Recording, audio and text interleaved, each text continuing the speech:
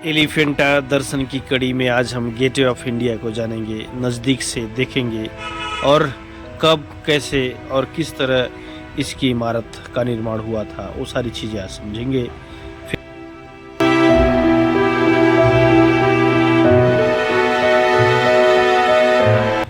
Gateway of India 20वीं सदी में बॉम्बे, भारत में बनाया गया एक मेहराबदार स्मारक है। यह स्मारक 1911 में भारत की यात्रा के दौरान अपोलो बंदर में किंग जॉर्ज पंचम और क्वीन मैरी के उतरने की याद में बनाया गया था। इंडो सर सैनिक शैली में निर्मित गेटवे ऑफ इंडिया की आधारशिला 31 मार्च 2011 को रखी गई थी। जॉर्ज विकेट के अंतिम डिजाइन को 1914 में मंजूरी दी गई और वह स्मारक का निर्माण 1924 में बनकर तैयार हुआ। गेटवे का इस्तेमाल बाद में वायसराय और बॉम्बे के नए गवर्नर के लिए भारत में एक प्रतीकात्मक औपचारिक प्रवेश द्वार के रूप में किया गया। इसने भारत में प्रवेश की पहुंच की अनुमति दी। यह गेट इतना यादगार है। गेटवे ऑफ इंडिया दक्षिण मुंबई में छत्रपति शिवाजी मार्ग के अंत में अपोलो बंदर क्षेत्र में स्थित है और अरब सागर को देखता है। इस स्मारक को मुंबई का ताजमहल भी कहा जाता है और यह शहर का शीर्ष पर्यटक आकर्षण भी है।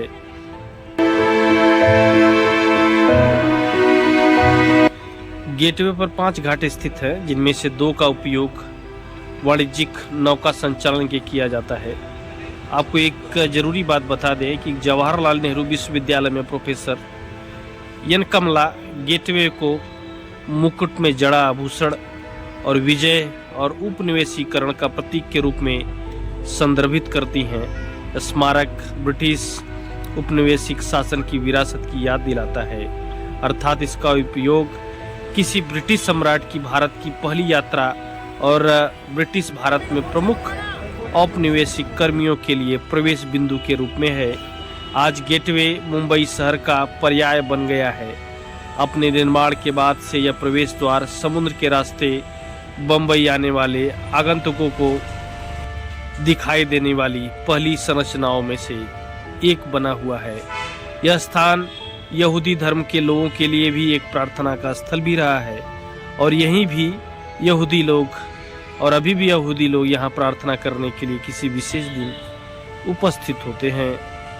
गेटवे ताजमहल पैलेस और टावर होटल के सामने एक कोण पर खड़ा है, जिसे 1903 में बनाया गया। प्रवेश द्वार के मैदान में स्मारक के सामने मराठा योद्धा शिवाजी महाराज की मूर्ति खड़ी है, जिन्होंने 17वीं शताब्दी में मराठा साम्राज्य के स्थापना के लिए मुगल साम्राज्य के खिलाफ पहली लड़ाई लड़ी थी। इस प्रतिमा का अनावरण 26 जनवरी 1961 को भारत के गणतंत्र दिवस के अवसर पर किया गया। इसने राजा सम्राट जॉर्ज पंचम की कांस्य प्रतिमा का स्थान ले लिया।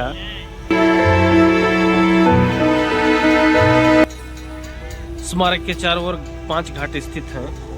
पहला घाट भाभा परमाणु अनुसंधान केंद्र के लिए विशेष है, जबकि दूसरे और तीसरे का उपयोग वाणिज्यिक नौका संचालन के लिए किया जाता है। चौथा बंद है और 5वां रॉयल बॉम्बे याट क्लब के लिए विशेष है। दूसरा और तीसरा घाट पर्यटकों के लिए घारापुरी गुफाओं तक पहुंचने की शुरुआती बिंदु है और यहीं से शुरुआत होती है यात्रा एलिफेंटा की। जो आप यह गेट देख रहे हैं, जस्ट उसके बाद में नौकाएं लगी रहती हैं, वहां से स्टार्ट होती है एलिफेंटा की यात्रा। नवंबर 2008 के मुंबई आतंकवादी हमलों के बाद, जिसमें गेटवे के सामने स्थित ताजमहल पैलेस और टावर होटल सहित अन्य स्थानों को निशाना बनाया गया, समाचार, टेलीविजन, पत्रकारों और कैमरामैन सहित लोगों की भीड़ गेटवे परिसर में एकत्र हुई। इसके बाद आसपास के क्षेत्र में सार्वजनिक पहुंच वर्जित कर दी गई थी। गेटवे और घारापुरी गुफाओं में हमले के डर से राज्य सरकार ने गेटवे पर सभी घाटों को बंद करके और उनके स्थान पर 2 नए घाट बनाने का प्रस्ताव रखा, जिन्हें बॉम्बे प्रेसिडेंसी रेडियो क्लब के नाम से जाना जाता है।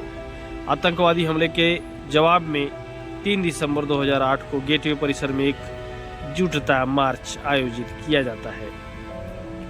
2008 के मुंबई हमले नवंबर 2008 में हुए आतंकवादी हमले के एक समूह थे, जब पाकिस्तान में स्थित एक इस्लामी आतंकवादी संगठन लश्कर ए तैयबा के मुंबई में 10 सदस्यों ने मुंबई में 4 दिन तक चलने वाली 12 समन्वय शूटिंग और बम विस्फोट की एक श्रृंखला को अंजाम दिया।